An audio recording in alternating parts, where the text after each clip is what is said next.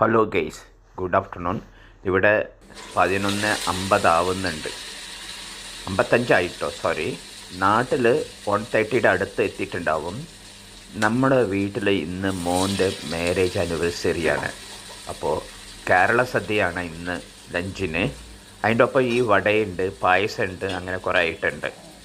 എൻ്റെ ഈ വീഡിയോ എല്ലാവരും പരമാവധി ഷെയർ ചെയ്യുക, അതേപോലെ സബ്സ്ക്രൈബ് ചെയ്യുക.